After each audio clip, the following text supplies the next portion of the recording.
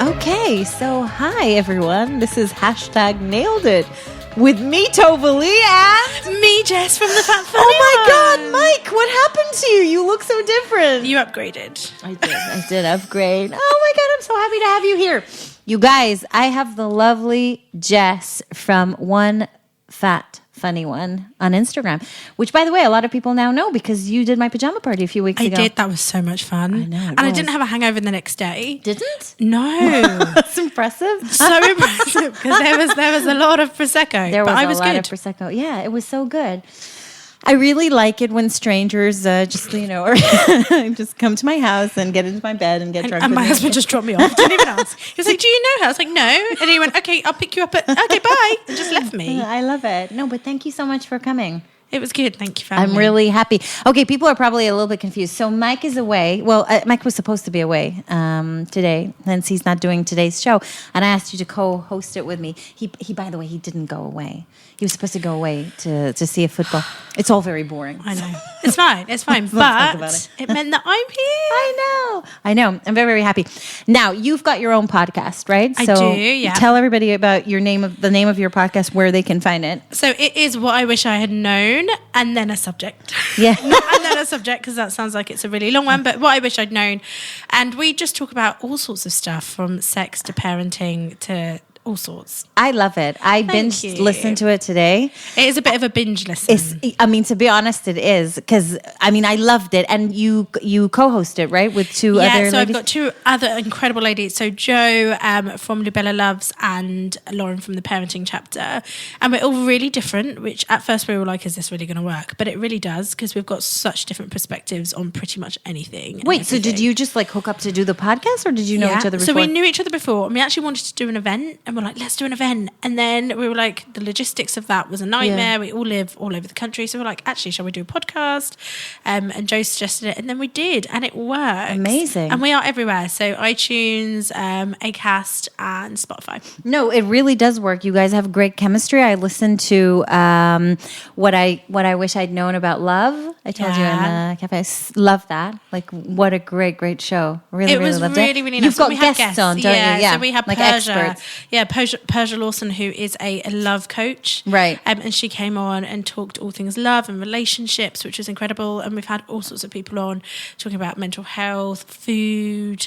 We had sex, which was like really I like that one. I keep going back to that one. I know. You're like, we had sex. We had sex. No, I like the show about What I Wish I'd Known About Sexy. Is really good. Yeah. And funny enough, it links into our topic for today. Expert guest. Yes, exactly. Because, this thing has been on my mind, as you probably know, because I've literally been talking about it for the past I'm loving 48 hours. I'm loving the stories, yeah. Good. I'm glad. It's because it's honest and it's relatable and all the stories you're sharing from other people. I'm like, yes. Yeah, but this is amazing. Actually, it's mind-blowing because it's weird. Whenever I talk about anything that's sex-related, like I get so many messages. It's actually crazy. From the boys. All kinds of suggestions, pictures, very graphic in my inbox at the moment. But it's weird. What happened was the night before I did the stories, me and Mike were watching a documentary. Which you're going to say something else. Me and Mike were just out casually. No, we were watching a documentary called "Do Women Have a Higher Sex Drive Than Men?" That was the name of the documentary, which, by the way, Mike recorded for me. That speaks volumes. I don't know why he recorded it for me, but he did. So we were sitting there watching it, and I'm just sat there, get blown away. Like, every single person on this planet needs to go and watch this show, men and women. Like, really, everybody. I totally need to watch it. You need to watch it, right? So there was so many issues and topics in that program that were just like, oh my God. And then after we had like this long conversation, I was like, how do people not know this? Why do people not talk about this? Like, we need to talk about these things. So then I woke up in the morning with a new mission in life. Yeah, and I was like, oh, this is juicy. As soon as you put like adult warning on your stories, I'm like, oh, hell yeah. Exactly. Volume up. Exactly. So let's talk about sex drive. And I'll start with the really big question, which we're probably never going to answer, but I'm going to ask it anyway. Okay. Do women have a higher sex drive than men? So I saw this on your polls and I voted yes. Did you? And it was 50-50. I know. Which was a great result, actually. Yeah, I put yes. Okay. I think we do. I was going to say they do. I am. I think we do. And I definitely think it is as you mature. Right. And I think it comes with age. Right. That's a personal experience. Okay. Not personal experience because I'm like 12. Well, I'm not 12. Jesus, that's a bit weird. I'll be 30 in June. But just knowing friends, and a lot of my friends are older than me, and just the way we talk about relationships and sex, I definitely think it's something that people, well, women, grow and get more empowered to enjoy more and take ownership of. So the conversations I have with friends who are over 35 in comparison to the friends who are maybe more of a similar age to me are very different. Right. Yeah. And I think that has to do, so I agree. Like, I know the whole age thing is a thing, right? It's not a myth, and it has to do with hormones, obviously. So, as women age, their estrogen goes down, testosterone goes up. And for men, it's the other way around, right? Meaning that women in their 40s, should really date 20-year-olds. It's like for a different show. That's why Mike's not here. But yeah, so I totally agree with that. The other thing, though, that I was getting at was how, and tell me if you can relate to this, how for a lot of women, I think sexuality and their sex drive is actually very much, suppressed. Yeah. Especially like as a younger, like as a girl and as a woman. For me personally, my experience, anytime anybody talked to me about sex or sexuality as growing up as a teenager, all the messages I got were about how I shouldn't get pregnant and how I should not dress slutty and how I shouldn't, look this or like that or do this or like that or put out too fast or blah, blah, because I wouldn't be respected. And when you think about that, when you break all those messages down, you realize that they're very, very suppressing. Absolutely. They're suppressing of this side of you that you can't express because you're too scared to express it. And I think that's another thing that happens with age is that you don't really give a fuck anymore. I think society doesn't make it any easier when, men are celebrated for how many notches on their bedpost they have to some degree. And women are shamed for it. So naturally you don't want to admit your number because you don't want someone to say, oh, well, that's horrendous. Because actually it's probably not. Well, any number is up to you. It's completely up to you to do what you want. But we've almost put a limit on the number for women and not for men. So that naturally you're going to be like, oh, well, I don't want to share that because he's going to think I'm this or they're going to think I'm this. Whereas men are going around going, I've done it with like 50 women, yay. Probably not true. The unwritten rule is that they double it and we half it. Totally true. Yeah. I've definitely halved my number a few times and then halved it again. Yeah, exactly. And then again, it's been like one person only. But people, I think that makes a massive impact. So everything you're saying, on top of society then shaming you, if you are, open about your sex life, especially being a woman, why would we ever feel empowered to take ownership of it? We wouldn't? No. So we don't? Not at all, no.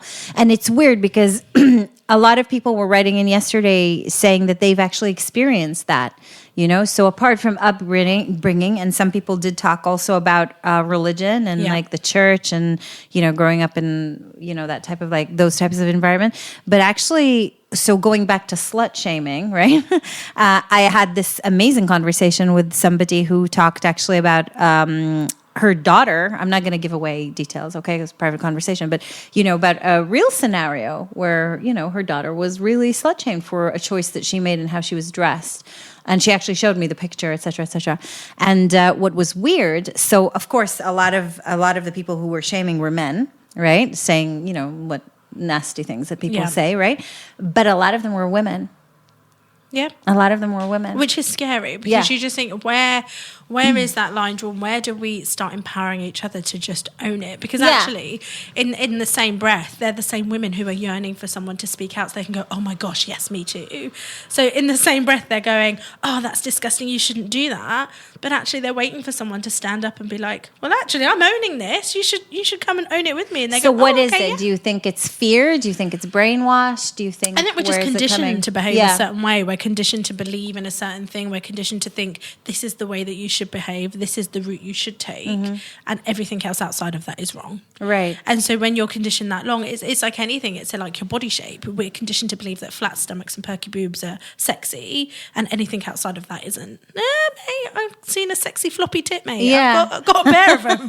And I know that, but people don't understand that. But it takes so much to deprogram that and then reprogram to think differently and to be more empowered to think differently. I love that you used the word power earlier, because actually that was another thing they talked about on the show that I mentioned before, was how, a lot of what's happened because actually there was a point in history and whenever, I think like this, I don't know when exactly, but in history, thousands of years ago, right, where women, women's sexuality was celebrated, and women actually had a lot of knowledge. Can we go back to that? Yeah, can we go back to that time? Exactly. But also that women had a lot of knowledge about their own bodies. Like, I think we've lost it. That women knew how to, for example, prevent pregnancies and how to get pregnant, so they knew their cycles much better than we do now. And when you link that to, I think it has a lot of our power has been taken away, and a lot of our knowledge, our instinctual, instinct, knowledge has been taken away. And that links, for me, that immediately it makes me think about the pill. Yeah. Because the pill symbolizes, in many cases, the sexual revelation, women can be on the birth control, you don't have to be rebel, you're not scared. But actually, it took away, in many ways, some knowledge we had on our bodies. Yeah. And shoving hormones in our bodies. And by the way, I'm not advocating against the pill. I took the pill for years, you know? Me too. And say that.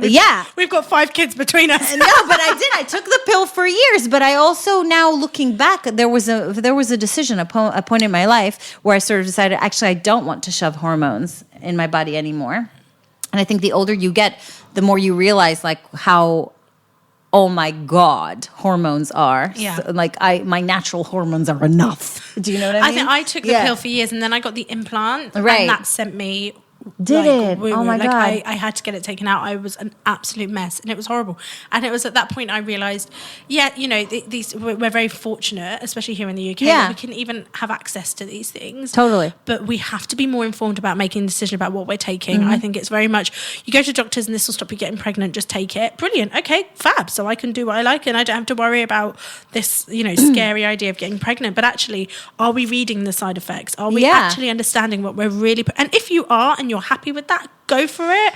Brilliant, if that's your chosen method of contraception. But I don't think we're informed enough at the beginning. And one of the side effects, and this links in back to sex drive, is, it reduces your sex drive. See? But isn't that funny, though? Everyone's going to be throwing them out the window now. But no, all the but husbands it's true. Are going to be hiding it reduces your sex drive, because what the pill does is make your body think that you are pregnant. It produces more estrogen. It's that simple, And I think I'm just because I'm really curious about the question, who has the stronger sex drive? And potentially we both have the same sex drive. I think it's the same, it's just age. Yeah, but my point is, I think the consensus is that men are kind of more, they want sex more than women do. Do you know what I mean? And I think that's wrong. Yeah, I think that's a really, really wrong assumption. So I'm trying to break down where it comes from. And for example, the pill, because many women are on the pill, and you're on the pill for years, And I just think also it's the way we talk about it sex. Affects you. Yeah. So I think naturally you're going to think, oh, okay, well, those guys are definitely got higher sex drive because they talk about it more often than we do. Yeah. But actually we're just different in how we talk about it. But we think about it all the time. Oh, all the time. Yeah. But I think the sex thoughts that women have are very different from what men think about. So if it's a little bit more romantic. Yeah, also, but also when you think about it, for women, sex happens 90% in your head. Let's face it, you could be sleeping with somebody and you're wearing your, your sweatpants, you've just taken one leg off, you know what I mean?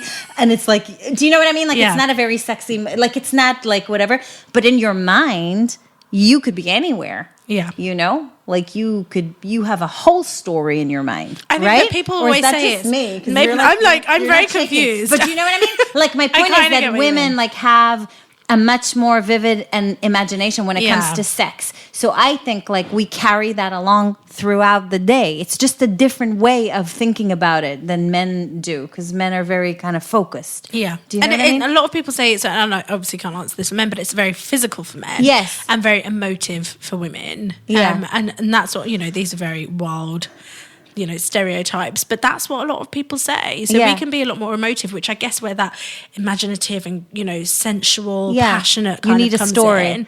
Yeah. And like, men are just like, wham, bam, thank you, ma'am.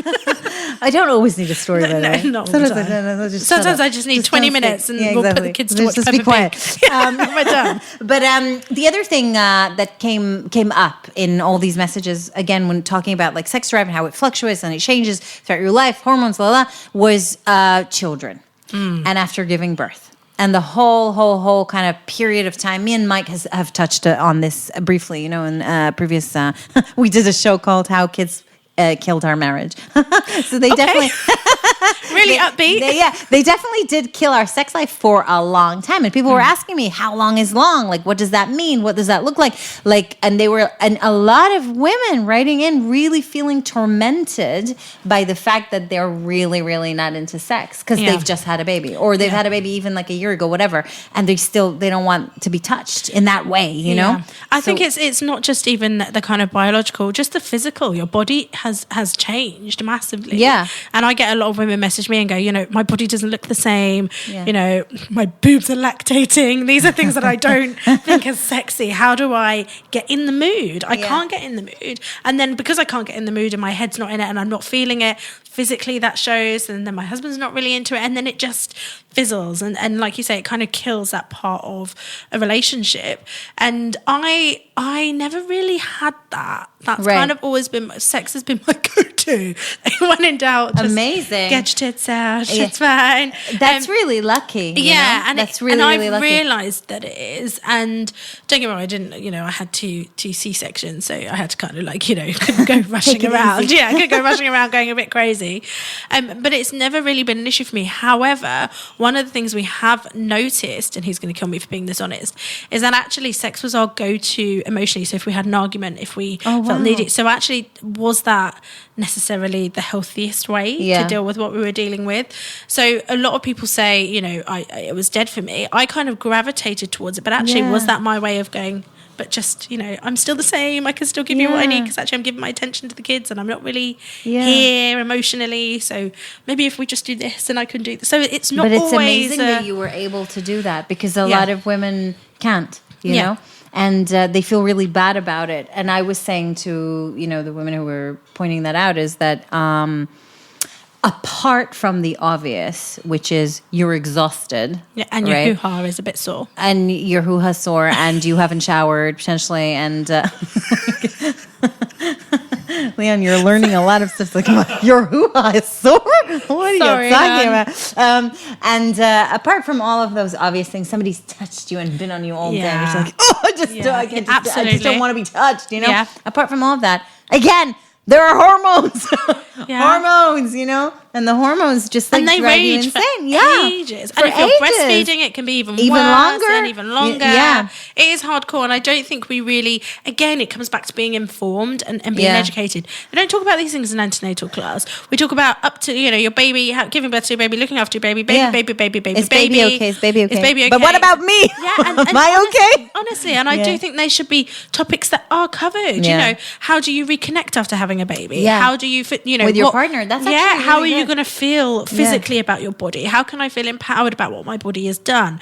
Those are subjects that we should be covering. Yes, of course, we all need to know how to wash a baby and change a nappy, but actually we need to talk about mum and we need to talk about relationships, because that has a massive part to play. And when you're already dealing with mum guilt and the hormones are raging, to have this extra relationship guilt on top can spiral, and people can just end up feeling really dark and depressed, and it's awful because you're already like, I just don't know what I'm doing or who I am anymore. And people feel very much alone as well. Like, really again, because I don't think people talk about it a lot. Because I have to tell you this story. Actually, I was at.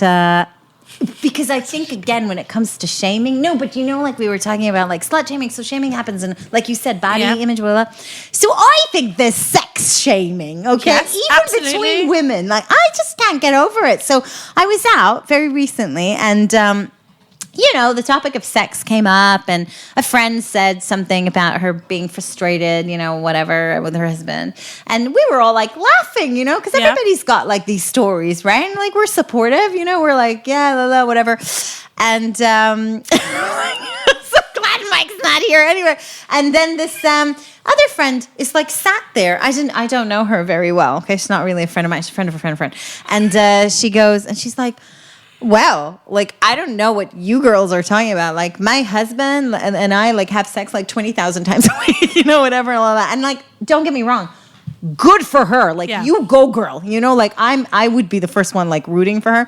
But the way she said it was, like, that type of something's wrong with you. Yeah. And that brings me back to, again, I mentioned it in the thing. There's so many places that point the finger and go, something's wrong. It's always the woman. Yeah. The magazines, how to spice up your sex life. Who has those? Leon, have you ever read a guy's magazine that had an article that said how to spice up your sex life? Like, it doesn't exist, you know? It's for women. How to keep your guy interested. How to make sure your guy doesn't cheat. Like, what the fuck, you know? And it puts, again, all the responsibility and everything on a woman, And I just sat there and went, well, that's amazing. Like, that's great for you. I'm so happy that that's your case. But, for a lot of couples, it's not the case. Yeah. And she went, well, wait, she didn't stop. Well, my husband goes to the gym and he talks to, like, his mates in the gym and they're all having sex with their wives. And I went, yeah, I wonder how many men would actually say to other men, I don't really want to have sex. Just not into it. I'm down. Much rather have pizza. Like, how many men do you know would say that? They wouldn't. They wouldn't. Well, I don't think they would anyway. No, I don't think. Leon, would they? I feel like he's like shaking part of this conversation. Like, I don't think they would. So sex shaming. But absolutely, and I just start a hashtag. Stop sex shaming. like the lip slip. Yeah, the lip slip. That's in context to the conversation. I definitely think we do, and I think people have to respect boundaries, respect that other people's relationships are defined differently. Yeah, and people will be different. One of the things I've learned, and I talked about this on our podcast about sexy, is that sex isn't the same for everyone. No. So we define sex, or some people define sex as penetration. What if that is not a physical possibility for you? What if you can't do that? So you will find other ways to have sex. You will be intimate in other ways. So I've got friends who might not necessarily have sex the same way we do, but they're far more intimate, or they have more intimate moments, or they have times where they're just alone. I think one of the things, and so people like that who go, well, I have sex every day. Well, that's great, but actually she might not have kissed her husband in forever. She might not have had that intimate time. She might not have had that, romance or the sensualness that other people are craving. I think one of the things we have to look at is kind of, what is sex for people, because it's defined differently for everyone, isn't it? It's not the same for everyone. You're smiling at me. Why is she smiling at me? Because I'm immature. Because you want to have sex with me? No, it's like, what is you sex? don't? Okay, thanks. What is sex? I love it. What is sex? I'm so airy-fairy and like theory and like trying to be all philosophical. And I'm like, come on, let's just get down to it. Get your dick out. But it's true. It's very different. So I think people don't respect that. Yeah. And we'll have assumptions of, this is what I do. Well, that's great, but that's not what might work for us and might not be what we want to do or what we like. I had a friend who was in an open swinging relationship, which I was like fascinated by, and I probably asked her far too many questions, but not because I just thought it was incredible and empowering as a woman that she was like, this is what I do, and I can have sex with other men, and this is what I do, and I'm comfortable in that. We also did a show about swinging. Oh, did you? Massive success. No, it was not. Oh, but I'm like fascinated. We did not research the topic well enough. Okay, I should so get my friend to come and talk to you. Yes. But I just think it's so important. And as a woman, she was just like, I own it. Like, this is what I want. I love it. This is how I want it, and this is what I go for. And I was like, oh my God, this is so amazing. Trevor was like, don't even fucking think about it. Although I bet you if I was like, well, it's Sally who wants to come over, he'd be like, okay. That's funny. No, but a lot of people were asking, so what they can do about it. So ladies who were talking about like the reduced sex drive, especially after having kids, were like, how long does it last? And I was saying it's individual. Absolutely. Because some people it could last a few years. And for me, it was like a few good years, And some people less than that. And how do you get it back? Like, how do you get that mojo back and like the sexuality back if you've lost, if that's what happened? Yeah. Because obviously, like we said, there's different things. And there were a lot of women in their 50s who wrote in and talked about menopause. So like there's different things. And they're things that are out of your control to some, you know, biologically. You can't do much about that. For me, a lot of it is about self-care. It's about having that relationship with myself. Yeah. And I had to really kind of teach Trevor to some degree that my way of feeling loved and feeling to get me in the mood wasn't as physical as his. Yeah. So I needed to feel a bit more valued. Yeah. Like, run me a bath. You know, go buy me some chocolate. Go. I like that. Those are the things that actually then I think, oh, maybe because it's the chocolate. And I'm just hungry. Buy me a cake. Let me eat something. Let me eat. Let me feel, you know, let me have a bath with some candles, and then maybe I'm in the mood. Don't ask me when I'm trying to juggle the kids, wash the dinner. See, this is what I mean. This is how like my head's fucked. But, you know, wash the dishes, cooked it. You can't. And I was like, this isn't going to help anyone build up how they're feeling. So it's very much, you know, being honest about how you're feeling, what makes you feel good. Don't be ashamed to ask for what makes you feel good, and build that shit up. You're laughing, you're making me laugh. I'm laughing because it's so good. It's so funny. Yeah, it's just the word that kept coming in my mind was sensual. Sensual. I'm sensual. No, but I like what you said, that you started off with self-care, and I think that's like a key. So is this the point where we start talking about sex toys, or do we do that later? Hell to the end. Like, no, okay, throw fine. them in. Good. Let's just that is self-care, right? Yeah, exactly. Because I was saying to a lot of these women because some of them were writing and saying, you know, like a lot of them were actually saying that their husbands aren't really up for sex, you know, for whatever reason. Yeah. You know, they're tired, they're overworked. I don't know, they've lost interest. They're getting older. Like, I don't know. There's a million reasons why, you know, a guy might not be into sex. And it's not your fault, okay? No. And they were like saying, what should I do? What should I do? And I was like, well, do you have sex toys? Like, do you do that? And a lot of them said no. A lot of them said no. Girls. You need to go shopping. I know. I'm thinking of doing like guided tours. I feel like was Mike going to Amsterdam for research purposes? No, we should do it with the flag. With the walking in Amsterdam. Follow me. Come on, ladies. We're gonna go in here now. As long as we don't do any live demos. Can you imagine? We're going to do a live demonstration. People need to own it. To be fair, I found mine the other day in the wardrobe, and they were like dusty as hell. So that they've not been. I'm not being a true advocate here, but I definitely think, how can you expect someone else to make you come if you don't know how you come? No, exactly. I know that sounds very vulgar, but it's true. But also, like, I don't think it has to do, by the way, with a partner, because a lot of them were like going, like asking me, they get really personal, don't they? Like, so does Mike like? Shut up. I'm not going to answer that question. Fuck's sake, you know? Is he free on Friday? No, and some lady, bless her, I hope you're listening. She actually messaged me to say, can you wait? It's like, I'm like Mike's secretary. Can you please ask Mike to move the mic a little bit so we can see his gorgeous face? And I was like, sure, hon, no problem.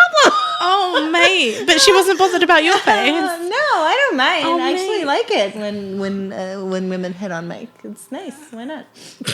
I like it. What? I'm not joking. It's great. But anyway, going back to the sex toys, a lot of them were saying that they didn't have any and they didn't know what to do and la la la. And for me, please don't start a YouTube tutorial. For me, no. By the way, I'm doing one on Thursday. Tova's going to do a YouTube tutorial. I'm doing one on Thursday. I've got a sponsored post with Adam and Eve. Oh, man. I swear to God, it's a box opening. They've sent me. Okay, box opening and tutorial are two very different things. No, not tutorial, but a box opening. Okay. Yeah. I got to choose like seven things. But I love that. So like, stop it. I have a list of topics. Stop it. But I love that you're using your platform to empower women and say, you know, if you don't have these, let me. Because actually, where do people start if they've never had one before? Where do they go? How do they start? What do they know? Here. That's where they start, you know? Like, desperate times. So somebody said to me, I don't like saliva. And I was like, oh God, are we actually going to start talking about loops now? Like, oh my gosh. Okay, when is this going to end? And then I just started answering hearts to everybody. I was like, hearts and emojis. Hearts. No, I don't know what's going on anymore. Yes. But I think self-care is key. No, but any type of self-care, by the way. Yeah. For me, like, it really was sort of just kind of going, actually, I need to rediscover myself after, those years of just like. You need to find your sexy. Totally. Yeah. And it's a confidence. Yeah. It's not a look. And there's I really no do definition think it of has nothing to do with your partner. No. It really doesn't. It doesn't. Because it's not a lot of people, he doesn't tell me I'm beautiful, he doesn't know I'm sexy. Everybody wants their husband and their partner to say that to them. But when you're walking around feeling shit with yourself. Yeah, what are you projecting? But it's not even that. That's the first thing that you need to sort of, give attention to. Do you know what I mean? And then other things just kind of fall into place. You know, I think it's because people ultimately think that sexy is a look or a particular look. Yeah. So that's what they strive for. And people say, once I lose 10 pounds, I'll be sexy. Once I look like this, I'll be. And actually, it's a confidence. It's just owning what you've got and going, actually, fuck it, I'm going to fling my tit over my shoulder, and you're going to come and get it. Exactly. That is image. The confidence. I like it. That should be a meme. I like it. Wrap them around your neck. Them around your neck. Exactly. No, but it's that confidence, isn't it? And you get that when you have that time with yourself and you have that self-care. Yeah. And alone time. Yeah. Okay, I'm going back a minute to the show, which, by the way, you really have to watch. They talk to different women, right, from different fields. And one of the women that they talked to was a director of porn for women. Did you know that there's porn for women? No.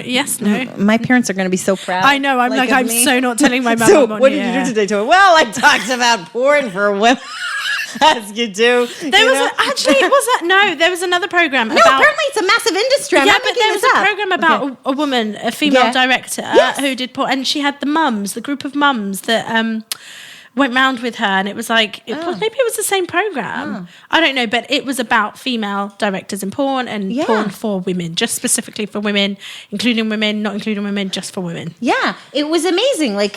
First of all, I'm embarrassed to say, I didn't even know that existed.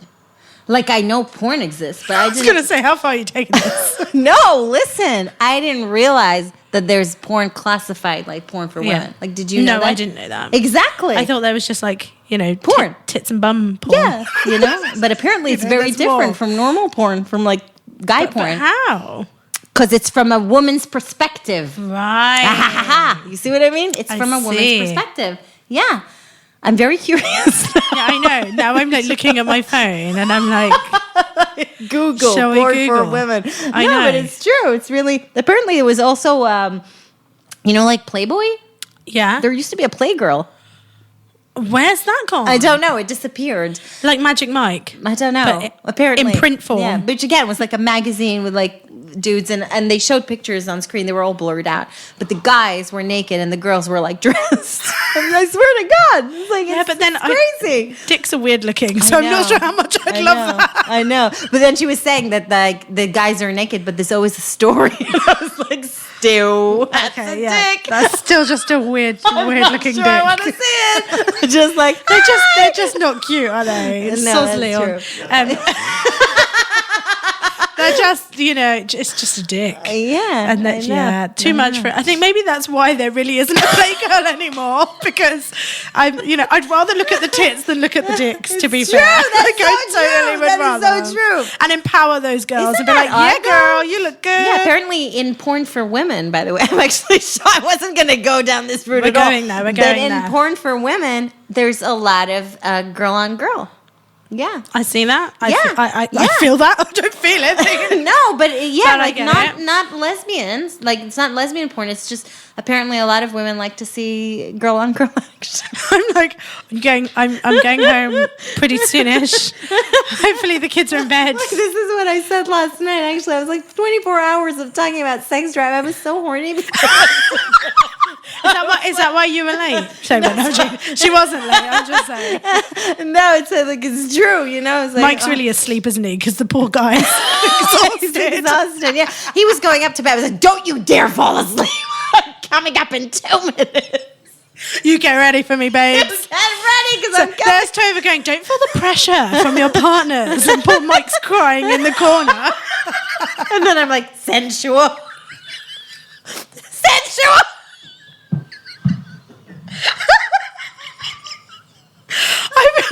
I feel I can't breathe. My chest hurts. And my cheeks, every time I leave seeing you, my cheeks ache from laughing. So poor Mike, is Mike okay? I feel like we need to do a safety check.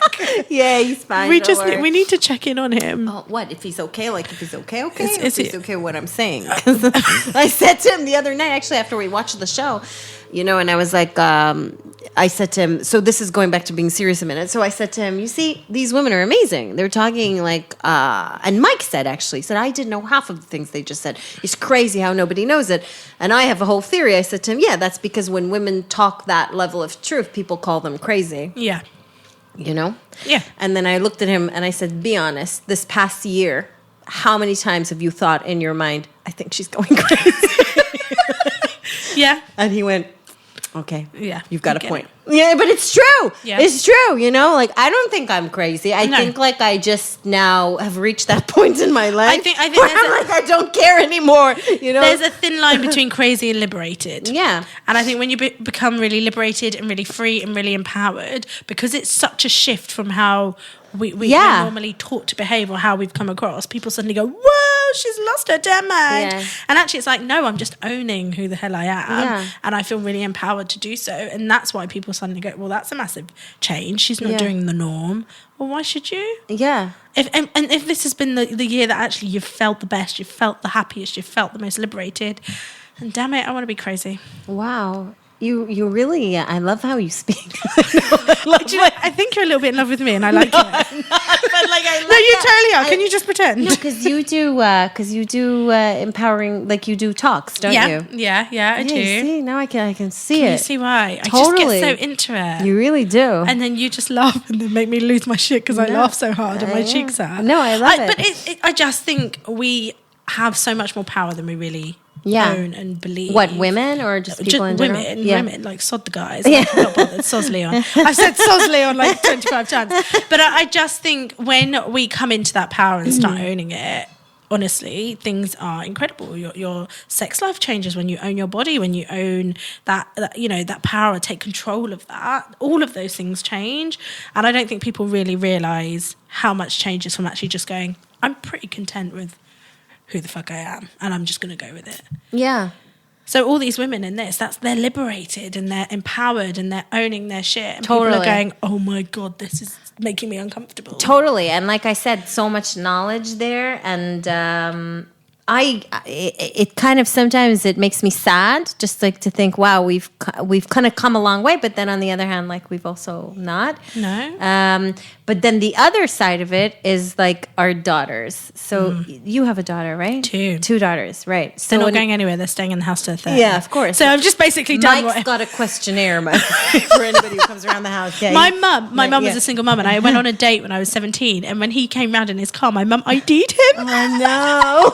Oh no! She ID'd him. I was like, "Have you got a driving license for that car?" So I get the checklist, but how do we then empower our daughters? No, exactly. So that was literally one of the number one questions that I got asked.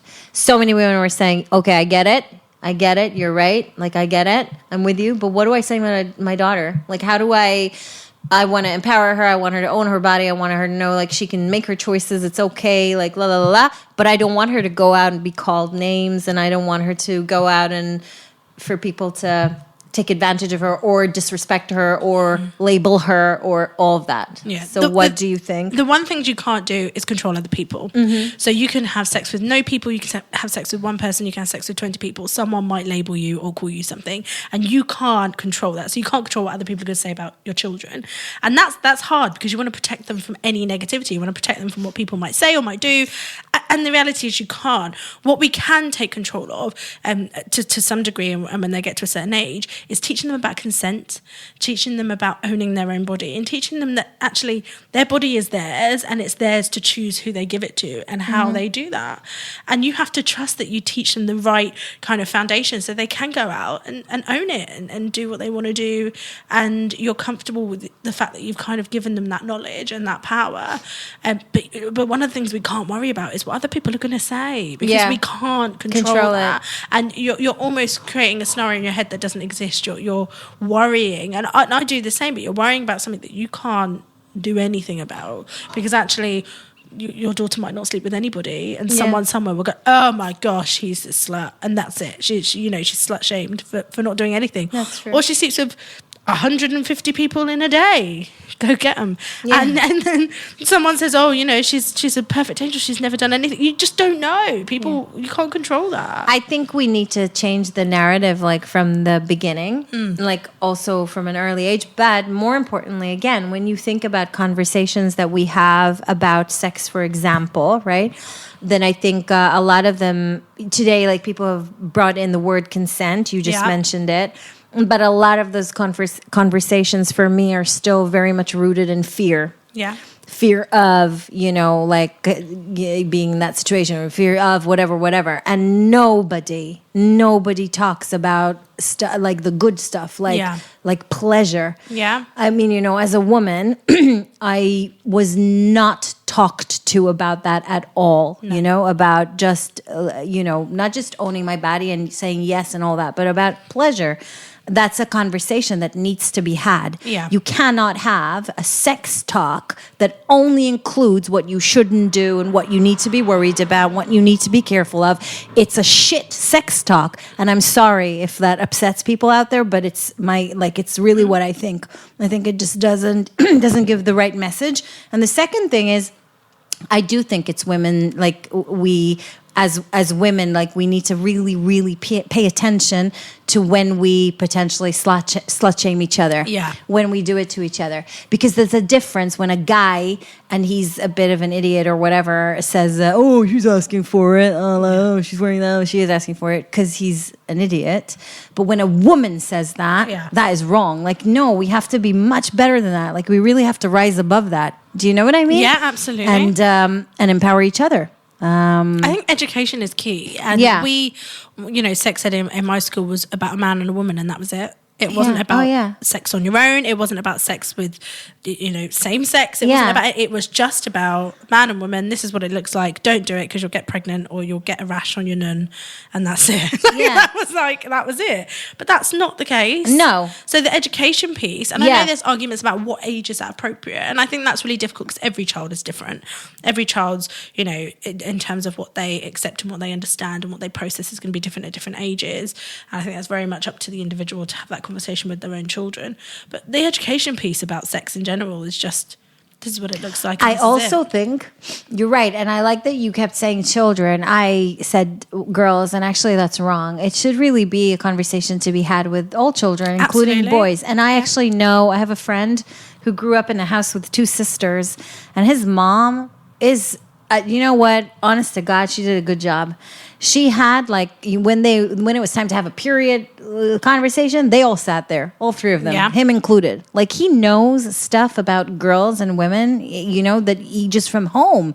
When she went through menopause, like, it was part of the house. Everybody knew it. Like, you know what I mean? And there was no taboo. It wasn't closed off. Like, women's issues, what we go through, what our bodies go through, we're just, like, on the table, and everybody was like, do you know what I mean? Yeah. And then he has a really amazing understanding of that as an adult, and I think it's really important. I don't think there should be shame about talking about these things, and absolutely not. And that guy, and I know simply, well, he doesn't have periods, and he doesn't have this, and okay, so one, he may have a woman, have a girlfriend or a wife one day. He may have a daughter one day. Yeah. And actually that's irrelevant of your sexuality. You might have a daughter one day, and you've got to know those things. So why wouldn't it be important to teach them?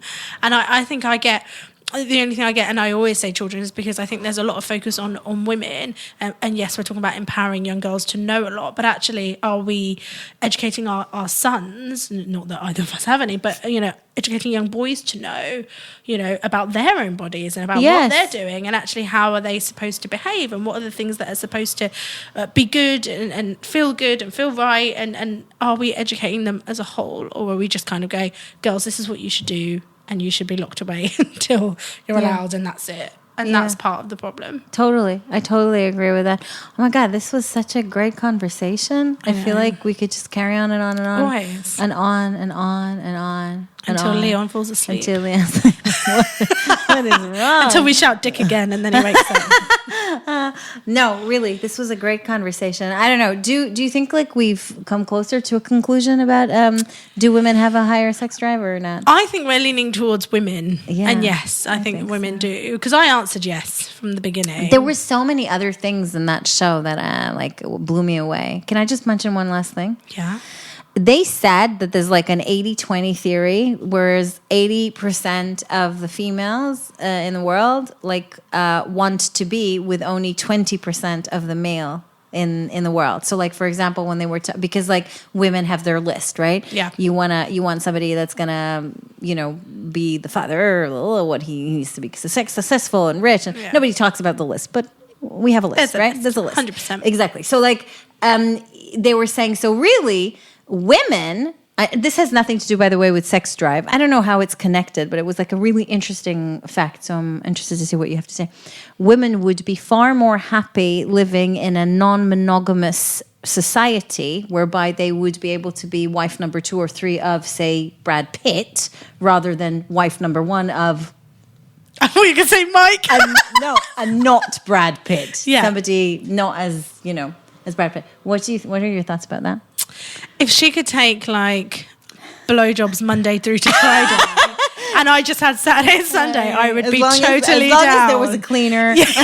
like if wife number 1 did the cleaning, wife number 2 did the cooking, wife number 3 did it when I couldn't be asked. Like I'm totally down. But no, I definitely think like why wouldn't we? Yeah. I think it was would interesting. Be the same, but what was interesting most interesting about that theory, though, is how really, when you think about it, women are the ones who control the genes, because it really is. Because women are the ones who choose the genes that are gonna. I thought it was men who chose. No, they choose like they have when I know what you mean, but no. So like for You're example, like, I know what you mean. I know what you mean, but no. So 80% of the women, right, on Earth, right, have babies, have a child, right. Only 40% of the men have. How that works is that a man will have like a few women that he, but only 40%. But what that means is that women control the genes. I get what genes will go on because do you get what I'm saying? It's more selective. Yeah, I heard that and that blew me away because that's an amazing power. Like, and women, were you like, I don't mind being wife number 65 to Brad Pitt. Yeah, exactly. Well, Idris Elba's just got married, so I'm down for being wife number 2. Oh. Like totally be down for wife number 2, like 100%. Like if you're watching, hi. I like it. Okay, my love, it was so nice seeing you again. And you, thank you for having me. Thank you for coming. If you guys love Jess as much as I do, you need to check out first of all your podcast. Yeah, what I wish I'd known. And then the rest of the sentence, right? And then the subject. You recorded one today, didn't you? No, so I was a guest on someone else's podcast today. I'm just like guesting it up today. Like, oh my God. I'm a podcast whore. Amazing. Wait, so what day do you release your podcast? Which Wednesdays. Day? The same. Yeah, Wednesdays. Same. Oh, so people can just have a podcast binge. I know. Wait, so what's the one coming out tomorrow? Don't know. Oh. I think we are what I wish I'd known about sisterhood. Oh. And just talking about female relationships. I think that's already up, isn't it? Okay, so I'm wrong, so that's not it. Sorry. Because I saw it. I swear I saw it. I have no idea what's coming out tomorrow. Well, check out your podcast on iTunes and Spotify and everywhere that iTunes can be found. Yeah. Correct? Yeah. Amazing. Yeah. Thank you so much. Thank you. Bye, you guys. Have a great rest of your day. Bye. Bye.